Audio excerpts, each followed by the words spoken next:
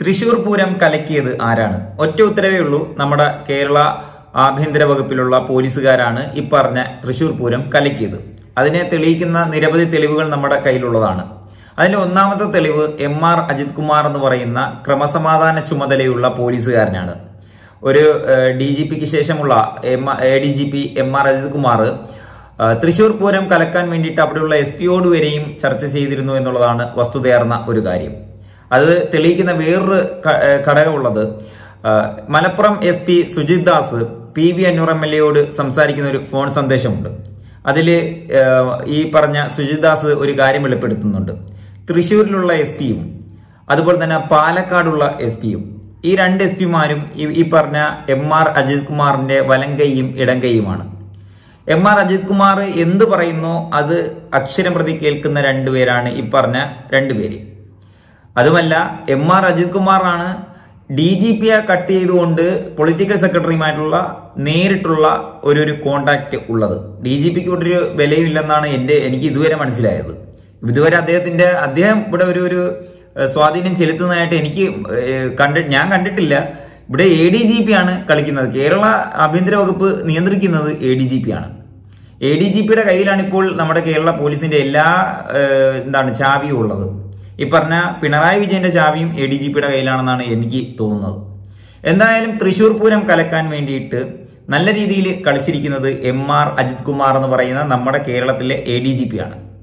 ADGP ഇതിനു മുമ്പ് 2022-ലും 2023-ലും RSSന്റെ നേതാക്കന്മാരെ നേരിട്ട് പോയി ഓഫീസ് വാഹനം ഉപേക്ഷിച്ചിട്ട് അദ്ദേഹത്തിന്റെ സ്വന്തം വാഹനത്തിൽ സഞ്ചരിച്ച് കോവളത്തും തൃശ്ശൂരുമായിട്ട് 2 തവണ ഈ പറഞ്ഞ RSSന്റെ നേതാക്കന്മാരെ സന്ദർശിച്ചിരുന്നു എന്നുള്ളതാണ് മറ്റൊരു വസ്തുതയാർന്ന കാര്യം.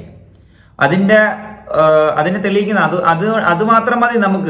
നമ്മളൊരു കാര്യം മനസ്സിലാക്കേണ്ടത്, ഒരു കലാപം ഉണ്ടാക്കാൻ വേണ്ടിയിട്ട് ഈ പറഞ്ഞ RSS ഹൈന്ദവരെന്നൊക്കെ പറയുന്നവർ, ബ്രാഹ്മണ ചോരെന്നൊക്കെ പറയുന്നവർ, പൂന്നൂലിടുന്ന ഹിന്ദുക്കൾ എന്നൊക്കെ പറയുന്നവർ, ഇവര് സ്വന്തം അമ്പലത്തിൽ അവര് പ്രതിഷ്ഠ വെച്ചിരിക്കുന്ന അമ്പലത്തില് പശുവിന്റെയും മറ്റ് മൃഗങ്ങളുടെയൊക്കെ തല വെട്ടി ഇട്ട്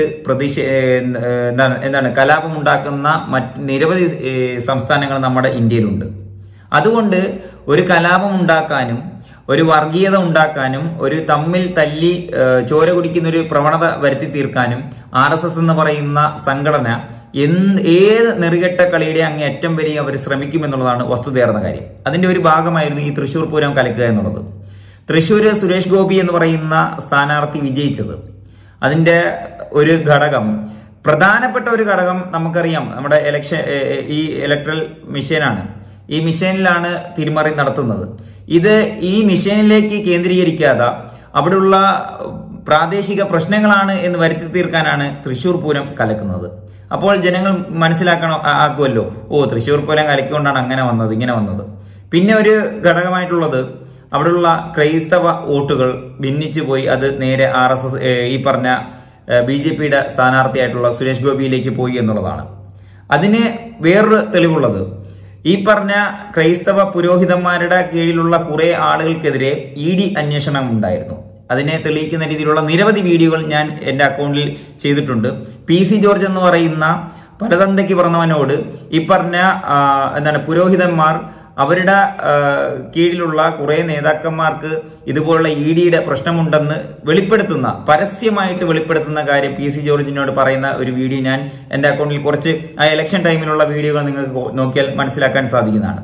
അപ്പോൾ PC ജോർജ് പറയുന്ന ഒരു കാര്യമുണ്ട്, ഇതൊക്കെ എന്നോടൊന്ന് പറഞ്ഞാൽ പോരെ, നമ്മളൊരു ഫോൺ കോളിൽ കാര്യങ്ങൾ തീർത്തരത്തില്ലേ എന്നുള്ളൊരു മറുപടിയും കൂടി അവിടെ പുരോഹിതന്മാർക്ക് കൊടുക്കുന്നുണ്ട്. അപ്പം വോട്ട് മറിക്കാൻ വേണ്ടിയിട്ട്, അവരിലേക്ക് കേസുകൾ എത്താതിരിക്കാൻ വേണ്ടിയിട്ട് അവരവിടെ വോട്ട് മറിച്ചു എന്നുള്ളതാണ്. അതും ഈ പറഞ്ഞ സുരേഷ് ഗോപിയിലേക്ക് വോട്ട് മറിഞ്ഞിട്ടുണ്ട്. അപ്പോൾ ഈ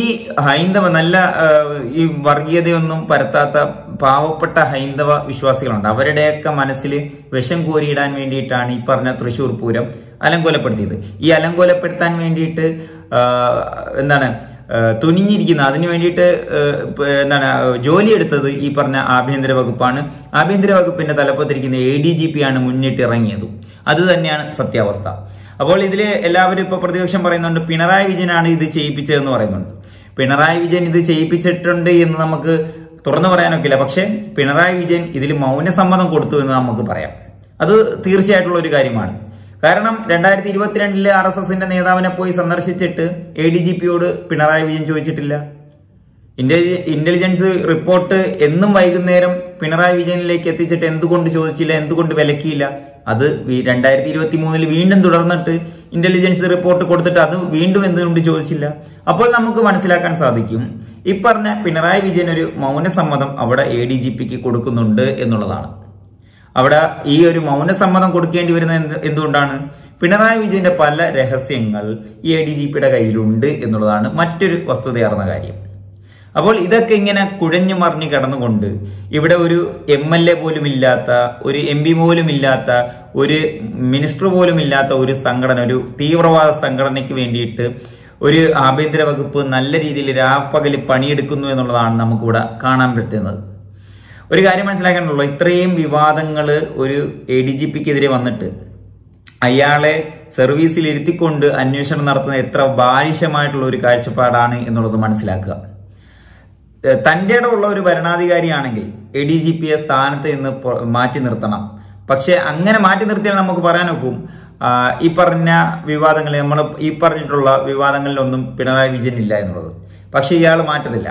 കാരണം നിരവധി മന്ത്രിമാരുടെ ഫോൺ റെക്കോർഡുകളെല്ലാം ഉള്ള ഒരാളാണ് ഈ പറഞ്ഞ ADGP MR അജിത് കുമാർ. ഇപ്പോൾ നമുക്കൊരു കാര്യം മനസ്സിലാവുന്നത്, നമ്മുടെ കേരളത്തില് ക്രമസമാധാനം ഇല്ലാതാക്കാൻ, ക്രമസമാധാനം നിയന്ത്രിക്കാനൊക്കെ ആയിട്ടാണ് ഒരാളെ വെക്കുന്നത്. ഇത് ഇല്ലാതാക്കാൻ വേണ്ടിയിട്ടൊരു ADGP ഉണ്ട്, അത് MR അജിത് കുമാർ ആണെന്നുള്ളതാണ്. വർഗീയതയ്ക്കും എല്ലാത്തിനും വേണ്ടിയിട്ടുള്ള ഒരു ADGP. പിന്നെ വേറൊരു കാര്യമുള്ളത്, നമ്മുടെ ഭരണ സർക്കാർ, പിണറായി സർക്കാരിനെയും അതുപോലെ തന്നെ നമ്മുടെ മുസ്ലിം സമുദായത്തിനെ അവഹേളിച്ച് സംസാരിക്കുന്ന സോഷ്യൽ മീഡിയ പ്ലാറ്റ്ഫോമിലെ ഏറ്റവും മുഖ്യധാര മുന്നിൽ നിൽക്കുന്ന ഒരു വ്യക്തിയാണ് മറുനാടൻ മലയാളി എന്ന് പറയുന്ന ഒരു ന്യൂസ് ചാനൽ. അതിന്റെ ഉടമയായ ഷാജൻ സ്കറിയ. ഇവനെ പോലീസ് പിടിക്കാൻ വേണ്ടിയിട്ടുള്ള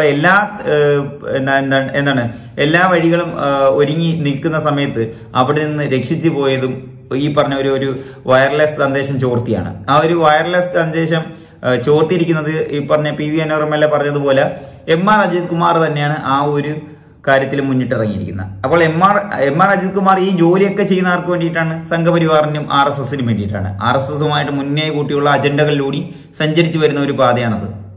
ഇതൊക്കെയാണ് നമ്മുടെ കേരളത്തിൽ നടക്കുന്നത്. നമ്മുടെ സമൂഹം മനസ്സിലാക്കേണ്ടത്, നമ്മുടെ ആഭ്യന്തര വകുപ്പ് നമ്മുടെ സംസ്ഥാന സർക്കാരുമായിട്ട് വലിയ രീതിയിലുള്ള വിദൂരത്തിൽ അവരുടെ ആശയങ്ങൾ എത്തിത്തുടങ്ങി എന്നുള്ളതാണ് മനസ്സിലാക്കേണ്ടത്. അതുമാത്രമല്ല, അതിനു വേണ്ടിയിട്ട് മൗനസമ്മതം, ഇവരുടെ ഭരണ സർക്കാരിന്റെ രഹസ്യങ്ങൾ പുറത്തു വരാതെ ഇരിക്കാൻ വേണ്ടിയിട്ട് അതിനുവേണ്ടിയൊക്കെ ഒരു മൗനസമ്മതം കൊടുത്തു പോകുന്ന ഒരു സാഹചര്യം നമ്മൾ കണ്ടുവരികയാണ്. ഇതൊക്കെ തന്നെയാണ് കേരളത്തിൽ നടന്നു പോകുന്നത്. അപ്പോൾ തൃശൂർ പൂരം കലക്കിയത് MR അജിത് കുമാർ അടങ്ങുന്ന ഒരു ആഭ്യന്തര വകുപ്പിന്റെ കീഴിലുള്ള വലിയ രീതിയിലുള്ള ഒരു പട തന്നെയാണ് എന്നുള്ളതാണ് ഉറപ്പായിട്ടുള്ള ഒരു കാര്യം. പിന്നെ MR അജിത് കുമാർ കല്യാണം കഴിച്ചിരിക്കുന്നത് ഈ പറഞ്ഞ തൃശ്ശൂരാണ്. തൃശ്ശൂർ നല്ല രീതിയിലുള്ള ഒരു സ്വാധീനമുള്ള ഒരു ജില്ലയാണ്. MR അജിത് കുമാറിന് നല്ല രീതിയിൽ സ്വാധീനമുള്ള ഒരു ജില്ലയാണ്. നേരെ മറിച്ച് തിരുവനന്തപുരം അതുപോലെ തന്നെ കൊല്ലത്തോട്ടൊന്നും ഈ പറഞ്ഞ ആൾക്ക് വലിയ ഇതില്ല. കാരണം അവിടെയൊക്കെ എന്ന് പറയുമ്പോഴത്തേക്ക് ഈ CPM പാർട്ടി എന്ന് പറഞ്ഞാൽ നല്ല രീതിയിൽ വളർന്ന്, കൊല്ലത്തിനെയൊക്കെ സംബന്ധിച്ച് നല്ല രീതിയിൽ പാർട്ടി തലത്തിൽ ഒരു പിടിപാടുള്ള ഒരു മണ്ണാണ്. അപ്പൊ അവിടെയൊന്നും കയറി ഒരു പോലീസുകാർക്ക് വലിയ രീതിയിൽ ഇതുപോലുള്ള റോള് കളിക്കാൻ പറ്റില്ല. ഇത് തന്നെയാണ് ഇവിടെ നടക്കുന്നത്. MR അജിത് കുമാറിന് പറ്റുന്ന പണിയെല്ലാം RSSനും സംഘപരിവാറിനും വേണ്ടി ചെയ്യുന്നുണ്ട് എന്നുള്ളതാണ് വസ്തുതയാർന്ന കാര്യം. അതിനു വേണ്ടിയിട്ട് പിണറായി വിജയൻ അടങ്ങുന്ന ആഭ്യന്തര വകുപ്പ് നിയന്ത്രിക്കുന്ന പിണറായി വിജയൻ മൗനസമ്മതം കൊടുക്കുന്നു എന്നുള്ളതാണ് വസ്തുതയാർന്ന മറ്റൊരു കാര്യം. പിന്നെ ഈ പറഞ്ഞ തൃശ്ശൂർ പൂരം കലക്കിയതിൽ ഇവർക്കെല്ലാം ഒരുമിച്ച് പങ്കുണ്ട്. അത് ഉറപ്പായിട്ടുള്ള കാര്യമാണ്. ഒരു കാര്യം മനസ്സിലാക്കേണ്ടത്, ആ പൂരം കലക്കി കഴിഞ്ഞതിന് ശേഷം ആംബുലൻസിൽ ഒരാൾ വരുന്നുണ്ട്. ആരാണ്? സുരേഷ് ഗോപി ആ നിമിഷം ആംബുലൻസിൽ അവിടെ വരുന്നു. ആരാണ് സുരേഷ് ഗോപിക്ക് ഇത്രയും സൂക്ഷ്മമായിട്ട് ആ ഒരു റിപ്പോർട്ട് കൊടുത്ത് അവിടെ എത്തിക്കുക എന്ന് പറയുന്നതൊക്കെ നമ്മൾ മനസ്സിലാക്കേണ്ട കാര്യമാണ്. അവിടെ പലരും കളിച്ചിട്ടുണ്ട്, പല കാര്യത്തിന് വേണ്ടി കളിച്ചിട്ടുണ്ട് എന്നുള്ളത് നമുക്ക് മനസ്സിലാവുന്ന മറ്റൊരു കാര്യമാണ്. അപ്പോൾ നിങ്ങൾക്ക് ഉറപ്പിച്ചു പറയാനൊക്കും സുരേഷ് ഗോപി വിജയിക്കാനുള്ള കാരണത്തിലൊന്ന് ഈ പറഞ്ഞ തൃശ്ശൂർ പൂരം മുടക്കിയതിലാണ്. ആ മുടക്കിയത് ഈ പറഞ്ഞ ആഭ്യന്തര വകുപ്പാണ്. മുഖ്യമന്ത്രി മൗനസമ്മതം കൊടുത്തതാണ് എന്നുള്ളത്. നിങ്ങൾക്ക് ഇതിനെപ്പറ്റി എന്തെങ്കിലും ഒരു അഭിപ്രായം ഉണ്ടെങ്കിൽ തീർച്ചയായിട്ടും രേഖപ്പെടുത്തുക. വീഡിയോ ഇഷ്ടപ്പെടുന്നതായിരുന്നു. അടുത്ത വീഡിയോയിൽ ഇനി കാണാം.